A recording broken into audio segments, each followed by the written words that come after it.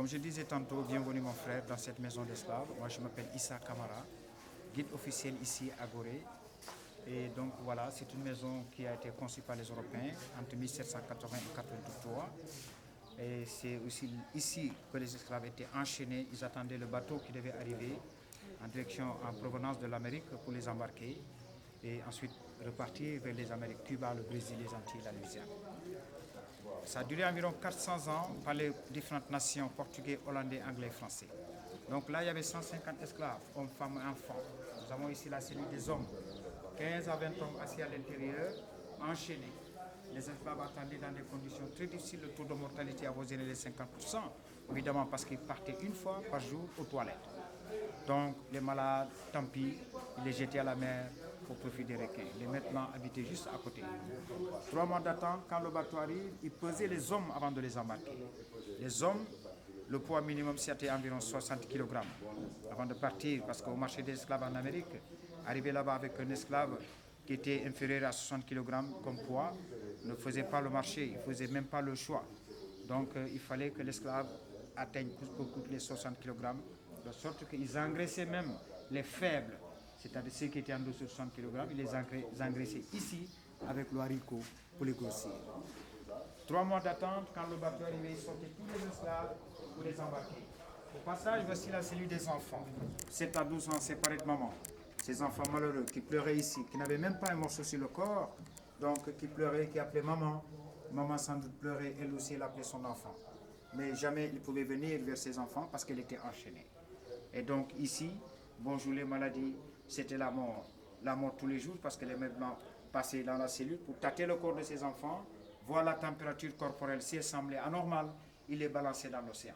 Là c'est marqué jeune fille, privilégiée de la maison, parce que les maîtres blancs, évidemment, entretenaient des rapports sexuels avec ces filles, juste en les violant. En les violant, donc, elles étaient là, sans savoir, et subissaient les assauts sexuels de ces maîtres. Si par hasard celle-ci tombait enceinte, elle était mise en liberté à Gorée.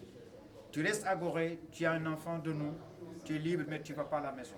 Alors, elles vivaient ici heureuses parce qu'elles avaient la liberté sans savoir.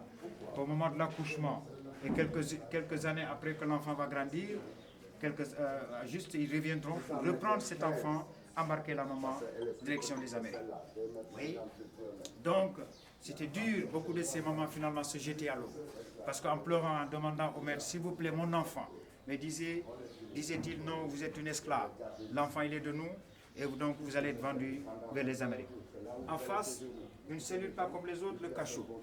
La cellule des récalcitrants, des rebelles, des têtus. Ceux qui ne pouvaient pas supporter ou ceux qui pétaient les plombs, donc ils les mettaient là pour les punir en fermant la porte avec les barreaux.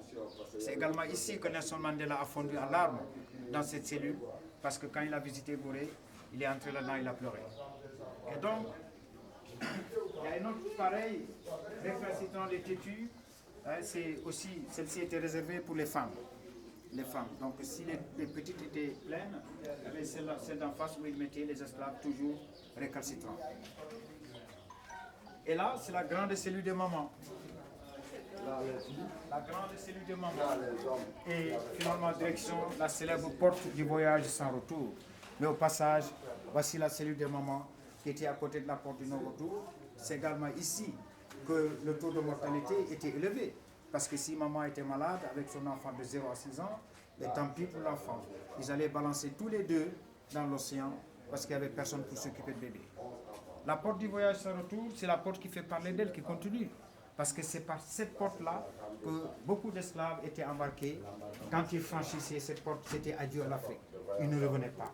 Donc on les appelait, c'est pourquoi on l'appelle aller sans retour. Aujourd'hui, c'est la porte aller-retour.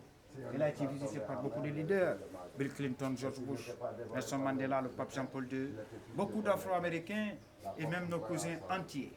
Alors là, nous avons un couloir qu'on appelle le couloir d'attente. C'est là qui rassemble les esclaves avant de procéder à la numérotation, c'est-à-dire les marquer. Et tous ces esclaves étaient donc partaient ainsi avec cette douleur pour embarquer dans les bateaux, direction les Amériques.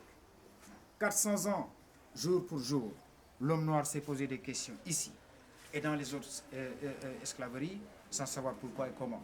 Par l'homme blanc. L'homme blanc, je vais citer les Portugais, les Hollandais, les Anglais et les Français. Ce sont eux qui ont eu à faire l'esclavage ici pendant près de 400 ans, de 1444 à 1848, aboli par la France. L'esclavage a été aboli par la France, mais automatiquement, ce sont ces mêmes Européens qui ont engagé la colonisation, qui était quasiment pareil, parce qu'elle consistait à mater l'Afrique, à occuper l'Afrique, à piller les ressources et à tuer tous ceux qui se dressaient devant les colons. Alors, elle est là la porte qui marque aujourd'hui le retour. Donc nos cousins anti-afro-américains viennent la voir pour marquer un retour, quelque part comme un pèlerinage. Parce qu'après que les ancêtres sont passés par là, disent-ils, alors revenir ici, c'est revoir cette porte, marquer le retour. Donc à ton tour, je te souhaite bienvenue. Moi je m'appelle Issa, donc je suis le guide ici à Gorée. Et même dans l'ensemble du pays, j'organise des excursions. Donc je dirais tout simplement bienvenue.